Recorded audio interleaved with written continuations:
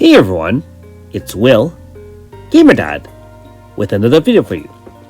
So in today's video, this will be the walkthrough for Chapter 3 of the newest Tales of crossover. Now if you haven't already, make sure you like and subscribe to my channel, I really appreciate it. I also do have a Patreon account for those who want to support me this way.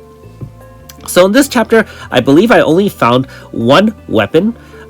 So it was one of the personal weapons for one of the 4 Tales of characters. Otherwise, I think that in Chapter 1 and 2, you should have come across most of the weapons you could find in the game. There should be a total of 4 personal weapons, one for each of the collab units, as well as the 8 different Soul Eater weapons. Now, some of them I haven't unlocked yet. I have, as of this video, gotten all 5 out of 8, and I believe a few are actually locked behind other quests which I haven't done. One should be a cooking quest, one is a quest available in El Zion Theta district, and one should be unlocked through Ratley. If you're not sure, you can always use the quest tab and see what quests are receivable, especially related to the Symphony, and that should help you along finding any quests that you may be missing, or honestly, if you haven't finished certain quests in the storyline, you can do that, get some rewards, some chronostones, and so on and so forth. Now, in this final chapter, there are 2 boss fights, and they are back-to-back.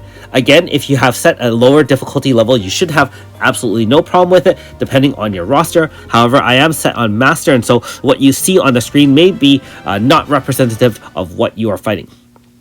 That being said, you can fast forward to the fight, and I will voice my thoughts about that fight at that part in the video near the end.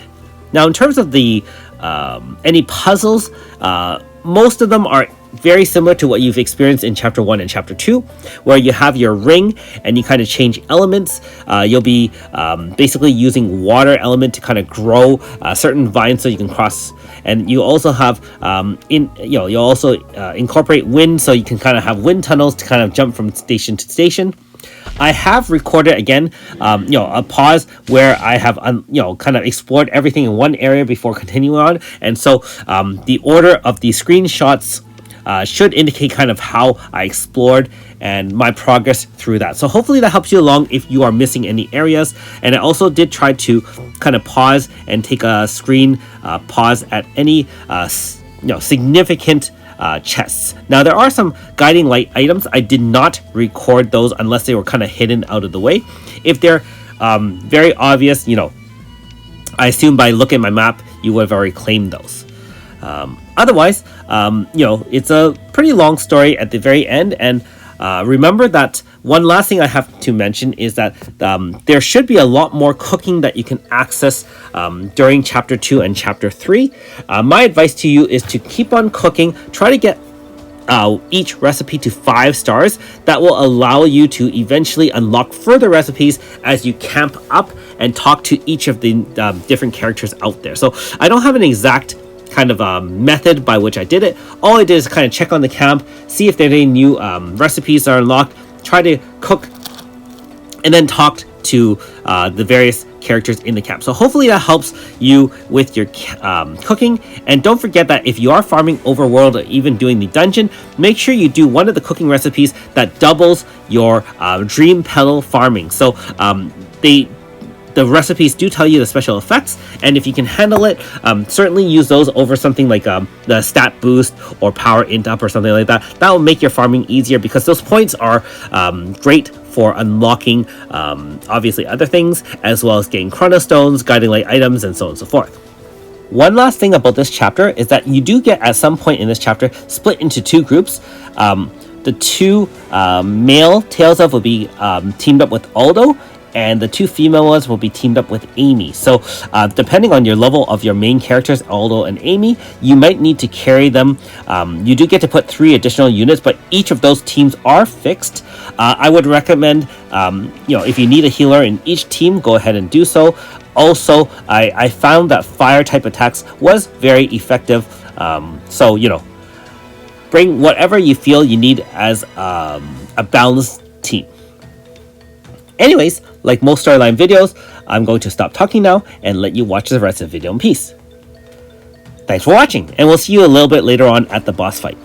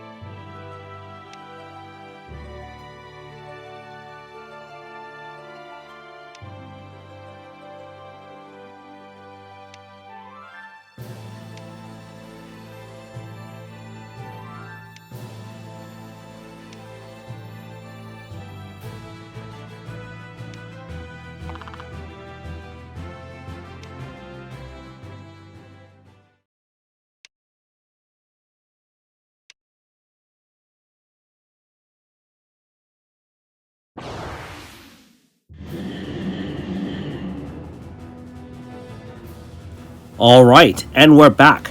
So the first fight isn't too much in terms of difficulty. All you need to really know is that you can definitely do a one-turn AF. Note that it does automatically inflict pain on your team, and so if you do have things like pain enhanced grass to ore, you can use that to advantage to do 50% more damage if you absolutely need it. All these enemies don't have any sort of HP stoppers. You feel free to one turn AF this. You can clearly see I am using a fairly overpowered Magic Zone team with the likes of Alma, just in case, because I really wasn't sure what to expect. And let's be honest, we don't want to waste any time clearing the storyline if we can. So note that each of them do have various resistances and weaknesses. I did bring obviously Eva and Flam for water. We have Ultra Xion with fire, and we have Crystal with Alma. And don't forget, I didn't even use her brain record to kind of change the weakness. It seemed to be more than enough to clear that. Now, after this, you do talk to the Pale Girl, which of course is the chosen one. And, you know, as most boss fights go, the bosses generally have some dialogue that they want to share with you before they want to beat your face into the ground. And so obviously, the heroes are just talking. The fight will commence in about, I would say, a couple more lines here. So we'll just be patient and wait for that fight to start. I was expecting a second fight, being that I didn't know what to expect. The first fight just seemed way too easy, especially with no HP stoppers, even on master difficulty. I will also say that my overall experience with the boss fight on Chapter 3 was certainly less frustrating with Chapter 2. Chapter 2's boss seemed to be a little bit more gimmicky in the fact that they had an HP stopper, plus the fact that they have barriers and so on and so forth. And so we can see the chosen one is now merging with the tree and becomes a different kind of boss here. And let's go. So against the Divine Tree Aspilus, we're going to again note that we don't have an AF bar because we already used it in the first fight. And so I don't know what the different minions do, so I can't really tell you in terms of strategy whether or not it would be better to not AF or to AF. In this case, it does resist water, you can clearly see. I should have brought more of a fire team because a lot of the minions are weak to fire. If you think about it, you can burn wood, and so Ultra Xion at least is available to do damage. After that, note that it does kind of almost like immobilize one unit. Not sure if you can status clear that. You can let me know in the comments below if you're able to, and I'm also not sure if that's random or just attacks the first one. If you don't have a healer, this is just the normal story version, and so it's not too bad. If you watch the battle a few extra turns, after a certain point in time, it'll kind of release the person who's immobilized, so to speak. Other than that, make sure you do dual debuffs on the enemy. In this case, we are using Eva to cast Lucent Magi, because let's be honest, if you're taking full damage, and especially in Magic Zone, I'm not sure how much enemy, how much magic attacks the enemy has.